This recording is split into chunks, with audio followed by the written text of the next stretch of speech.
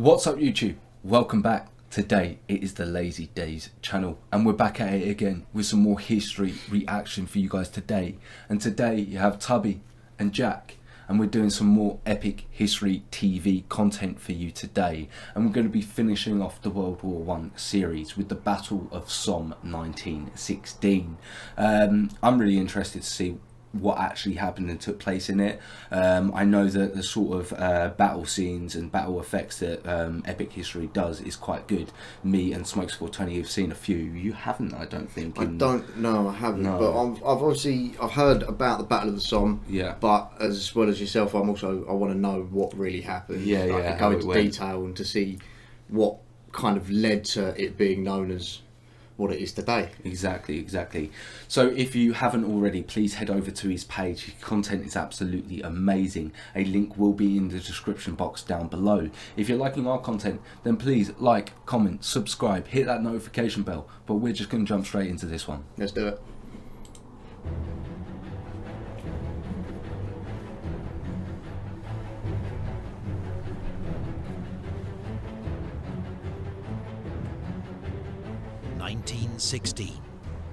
Europe is in the grips of the most destructive conflict yet known, World War I. Much of the fiercest fighting takes place on the Western Front, where British, French and German armies are locked in a bloody stalemate along 450 miles of trenches. Wow. 450 there have miles been of trenches. millions of casualties, but neither side can break the deadlock. The combination of barbed wire, machine guns and heavy artillery means troops trying to cross no man's land, the open ground between the trenches, are slaughtered en masse. The advantage is always with the defender. I think but the Allies are committed. I don't know what it is, but when you get those two images that have just been on there, compared to that one person, and that, seeing that first one, I think was more horrific. Yeah, that first one was a lot more horrific than the piles of bodies here. Because the thing with it is, that's how his body and whereas gone these down ones have been picked up off of the battlefield and lined up. So it's like they've had a bit more of a humane ending because they've been retrieved. Whereas that other one was that man. That's what's happened to that man. That is a lifestyle at that time for them, for that period of time. That was literally what you could have ended up like. You could have just been shot on that no man's land. So scary, man. It's honestly so scary. It's horrific. No man's land is just terrifying. It really is. The advantage is always with the defender. But the Allies are committed to more attacks. They're determined to liberate the parts of France and Belgium that were occupied by Germany in the first months of the war. The British and French have agreed to launch a joint offensive in the summer of 1916. But the Germans strike first. In February, they launch a massive assault on the French fortress city of Verdun. Its defense requires all available French reserves. So the summer offensive will be led by the British, their biggest attack of the war so far. Its chief aim now so the French to are just still pressure defending on the French. So the Germans made the first move for out of everything.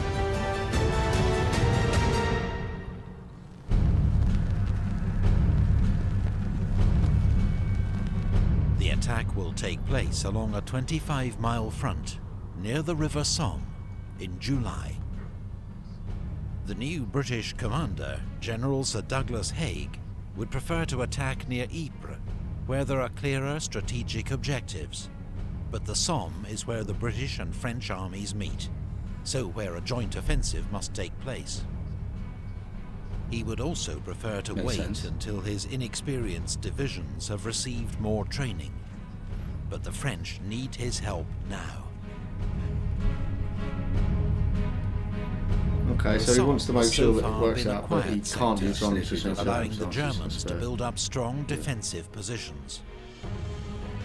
Here the Germans have two formidable defensive lines, with a third under construction. Each consists of 3 lines of trenches. Oh, I see. Oh, I see. I didn't know they'd done that. Oh, I see. Oh, wow. And then this was the second one here. And then the third one was under construction because it was so quiet. Oh, shit. That's actually really interesting. Have 2 formidable defensive lines, with a third under construction. Each consists of 3 lines of trenches. I can't say if they're houses or not, but if they are, that's even more cover. And reserve, connected by communication trenches. They bristle with machine gun positions and are anchored on fortified villages and strongpoints. In front of the trenches, there are thick belts of barbed wire. Below are dugouts, some 10 meters deep, to shelter German troops from artillery fire. Telephone lines, buried 6 feet deep, allow troops at the front to communicate with artillery batteries during an attack. The German troops that hold the line are well trained, and most are combat veterans. I'm just so blown away by the innovation of the time. Not even the innovation, just the ingenuity. Yeah. Like how much goes into these sort of processes? So we're gonna have to dig up, and then we're like, right, now we need communication lines, and I reckon this is happening quick. Do you know what I mean? They're doing this quick. Where they said that it was quite a quiet area, so that's why they had the chance to build up their defence lines. Yeah, they did say that actually. Yeah. But to have all of that done, like 6 foot deep for the telephone line. Yeah. It's just alone, and then they've probably made that as comfortable as they possibly could have the entire time. It's just the speed of the military, like actually coming up with these defensive and putting these into line. Like in this, it's only like we're only in 1916. Yeah. Do you know what I mean?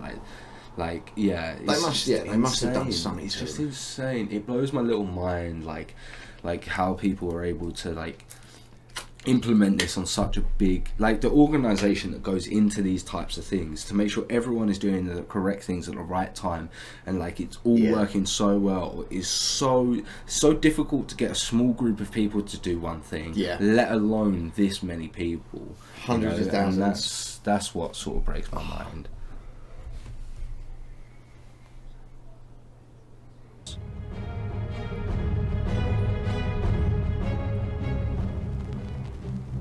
So most of them were combat veterans on there. That's the Germany side, yeah.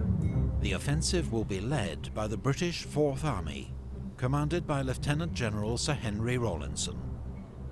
With Haig, he draws up the plan of attack. To overcome the Germans' formidable defences, the British will carry out a massive, week-long artillery bombardment with 1,400 guns. This is expected to destroy German barbed wire, flatten trenches, and kill their occupants. 19 mines are also dug under key German strongpoints and filled with explosive, ready to detonate just before the attack begins. Smart. But that's only the first. To the north, the British Third Army will make a diversionary attack at Gommecourt. The 16 British and French infantry divisions are then expected to take their objectives with minimal opposition. The attack will begin at 7:30 a.m. in broad daylight, so the artillery can observe its fire. British morale is high, and the men are confident of victory. Many of the units taking part are PALS battalions, the eager recruits of 1914. Right. Now about to face combat for the first time. So that is basically us lot going in and having it out. Yeah. Well, we've got a bit of training. We've got a bit of training, I mean, not right now. Like, it's us going into the military for like 6 months, getting as much knowledge as we can. Battalion, these are recruits of them.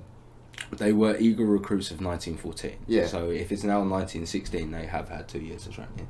I don't know what they've done. So, sorry for that interruption. Back to it. So they're literally a brand new recruits. Yeah. So it's these lads are just groups of mates going in there. This is the first like time I said, they've battle. They might have had 2 years. Like, it seems like it's been 2 years. So we don't know what experience they have gained. They have gained some kind of experience. It's not like us lot just going over to Ukraine and then getting handed guns. Do you know what I mean? That's what you're thinking of. Like, they've had some kind of training. They've had some sort of training, but this is the first battle they're ever got, and they're all feeling pretty good about themselves, and they're feeling like this is going to be an easy.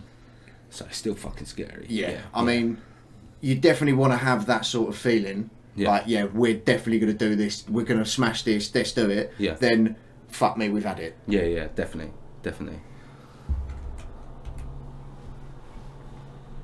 Many of the units taking part are PALS battalions, the eager recruits of 1914, now about to face combat for the first time.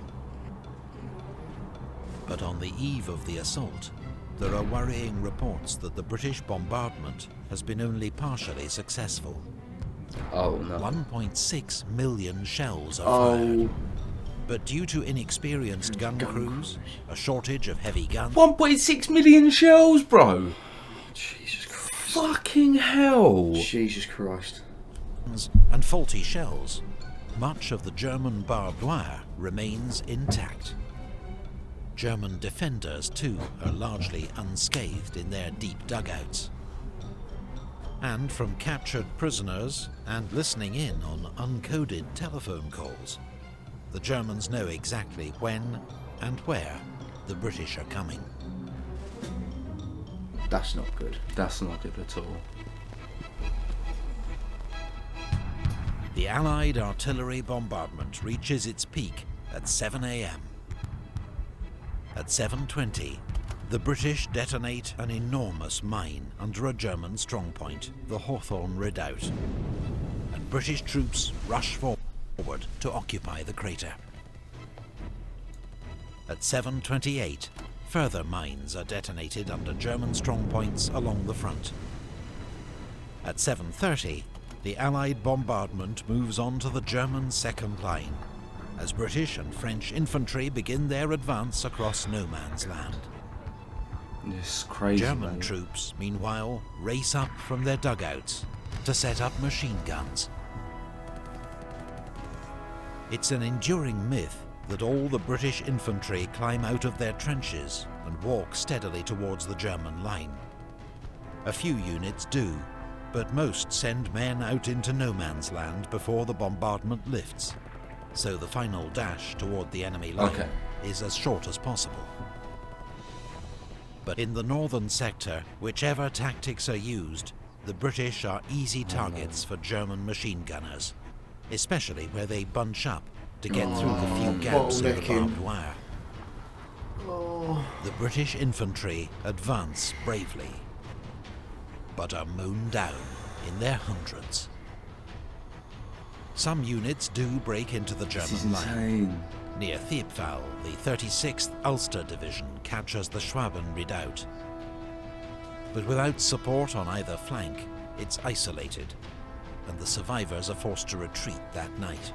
I can't believe they got up there. Yeah. On their right, the 32nd Division takes the Leipzig Redoubt, while near La Boisselle, the 34th Division captures the Lochnagar mine crater. But these are just small toeholds in the German line, far short of their objectives. That's nothing compared to what that line is.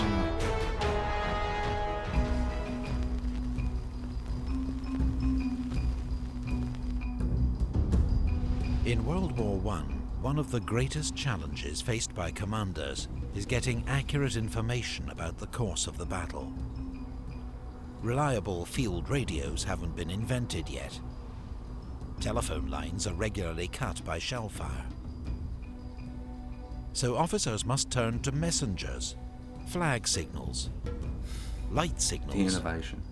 even homing pigeons, none of which is completely reliable.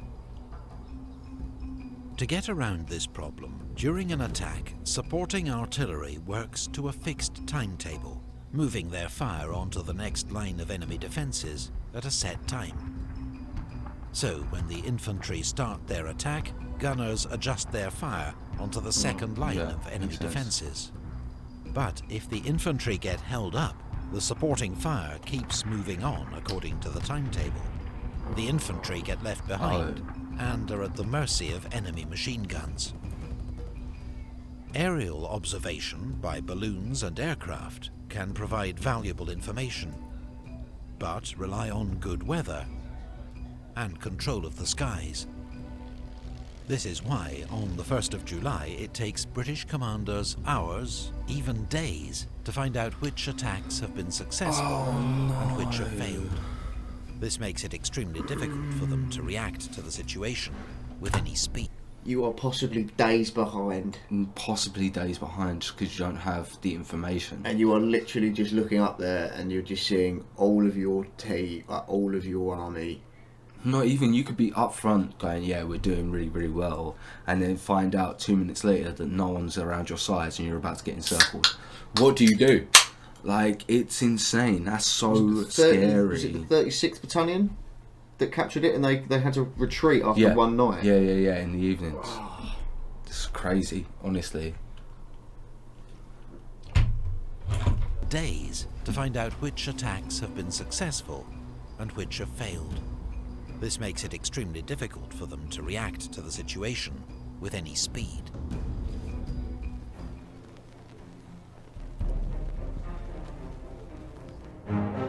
Further south, there is much greater success. Despite heavy losses, the 21st and 7th Divisions take Mametz and cut off the heavily defended village of Fricourt, which the Germans abandon overnight. On their right, the 18th and 30th Divisions take their objectives, including the village of Montauban, which is secure by 11 a.m. Alongside them, the veteran French 20th Corps also takes its first day objectives, as well as 2,500 German prisoners. The Germans didn't expect the offensive to extend so far south, and are less well prepared.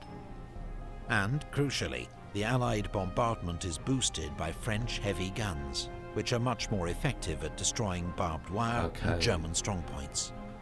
It's only been at 9:30 a.m., French colonial troops lead the attack south of the Somme River. The French seize all their objectives and take 3,000 more prisoners. Well done indeed. Despite success in the south. Look at you giving the French their dues. I know, I don't do that often. In fact, I never do that. And take 3,000 more. But I'll give them their dues on that. That's well done. Despite success in the south, the first day of the Battle of the Somme is a costly failure for the British. German losses for the day are estimated at 12,000 men. The French lose 7,000. But the British suffer a staggering 57,000 casualties. 1/3 of them killed. 1/3 of 57,000 killed. The 1st of July, 1916, becomes the bloodiest day in the history of the British Army. Right. I need to do some quick maths. What maths?